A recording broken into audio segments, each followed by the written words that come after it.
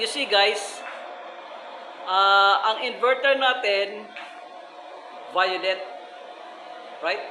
Or purple. Meaning to say, ng inverter natin, na ang pumapasok na power dun sa inverter ay galing na solar, hindi sa utility. Okay? Ngayon, ang battery natin ay na fully charged na. Yan o. Kasi, na-charge na ng solar, galing ng inverter, at galing before ng utility. Guys, ang sinasabi kong utility, yung Sebeco, yung normal power ng Sebeco. Okay?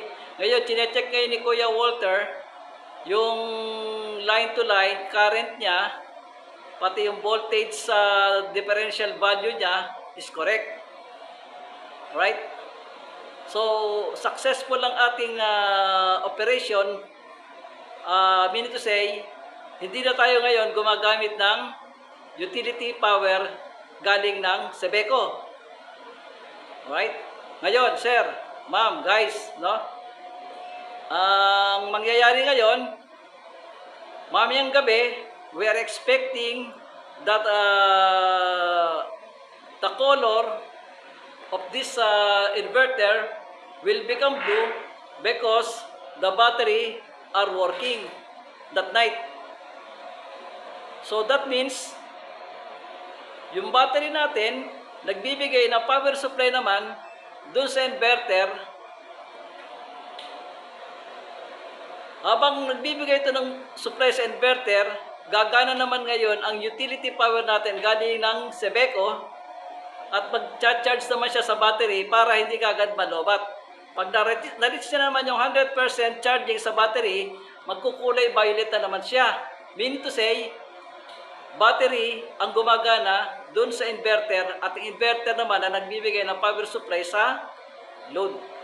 So guys, no, ang magiging interpretation dito or magiging assumption natin based on ideal consumption or ideal operations ng solar natin for the whole day, 10% utility, 90% solar operation.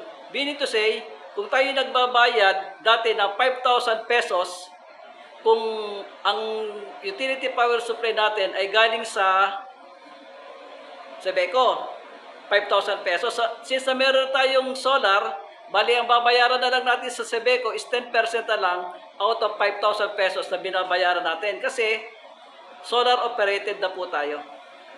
So guys, siguro successful na tayo, no? So, ang nagcha-charge sa battery natin, either solar, in the first place, during morning, afternoon, at pag na-fully charged na siya, kung sa gabi naman at wala ng araw, battery naman ang gagana. Kapag gumana ang battery, that means papasok naman ang Sebeco. Pag pumasok naman ang Sebeco, i-charge naman ang battery while it is giving power supply naman dun sa inverter at ang magiging output ng inverter natin ay ang load natin dito sa administration. So guys, no, maliwanag, no? So expect na lang natin mamayang gabi na ang kulay ng ating LED dun sa inverter, nakita nyo, violet siya or purple. Expect ko na magiging blue siya kasi gumagana na yung battery natin at the same time charge sa utility power.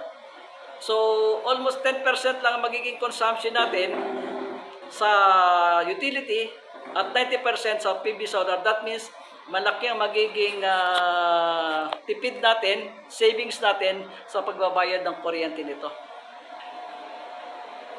Okay, that's all guys. Walter, paki-check mo maigi at sarado mo na. Okay, thank you.